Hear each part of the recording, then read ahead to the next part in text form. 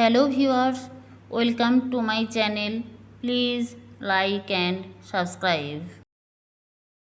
আজকের প্রশ্ন, জলে কি মিশিয়ে স্নান করলে ঝুলে যাওয়া ত্বক টান টান হয়? বয়স বাড়ার সাথে সাথে আমাদের শরীরে বলিরেখা দেখা দেয়। যদি আপনি আপনার ত্বককে টান টান করতে চান তবে প্রতিদিন লেবুর রস ব্যবহার করতে পারেন। স্নানের জলে লেবুর রস ভালোভাবে মিশিয়ে তারপর স্নান করুন। গরমে কোন সবজি খেলে শরীরে রোগ প্রতিরোধ ক্ষমতা বাড়ে? গরমে কুমড়া খেলে শরীরে রোগ প্রতিরোধ ক্ষমতা বাড়ে। পেঁচা রাত্রিতে বের হয় কেন? দিনের বেলা সূর্যের আলোয় পেঁচার চোখের তারা ভালোভাবে প্রসারিত হয় না, কিন্তু রাত্রিকালে অন্ধকারে প্রসারিত হয় এবং অনেক দূরের খাদ্যদ্রব্য দেখতে পায়। কোন সাপের চলার সময় ঝুমঝুম শব্দ হয়?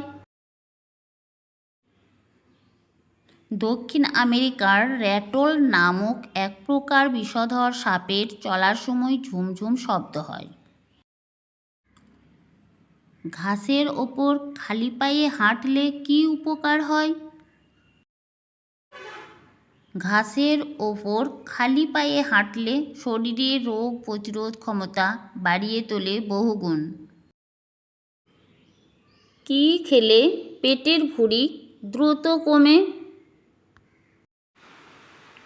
কার্বোহাইড্রেট জাতীয় খাবার কম খেলে, সেই সঙ্গে লেবু জল, গ্রিন টি এবং প্রতিদিন নির্দিষ্ট সময় শারীরিক ব্যায়াম বা এক্সারসাইজ করলে শরীরে ওজন নিয়ন্ত্রণে থাকে।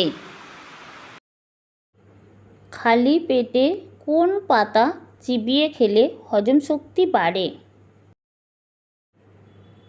খালি পেটে পেয়ারা পাতা চিবিয়ে খেলে হজম শক্তি বাড়ে। মাটির ভাঁড়ে চা খেলে কি কি উপকার হয়? মাটির ভাঁড়ে চা ঢাললে তার পুষ্টিগুণ বেড়ে যায়। মাটিতে খনিজ, ফসফরাস, আয়রন, ক্যালসিয়াম, ম্যাগনেসিয়ামের মতো উপাদান থাকে যা শরীরের পক্ষে খুবই উপকারী। কোন মাছ উড়তে পারে? এক প্রকার সামুদ্রিক উড়ুক্কু মাছ। এরা প্রায় 1000 গজ উড়ে যেতে পারে। কাঁচা পেঁপের তরকারি খেলে কোন রোগ ভালো হয়? পেটের সমস্যা, হজমের সমস্যা, লিভারের যে কোনো রোগের উপকারী হলো পেঁপে।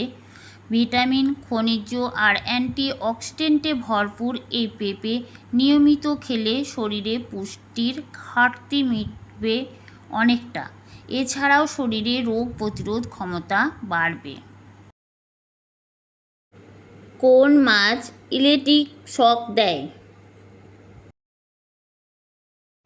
গভীর সমুদ্রে ইল নামক এক প্রকার সাপের মতো মাছ, এদের দেহে বৈদ্যুতিক শক্তি উৎপন্ন হয়।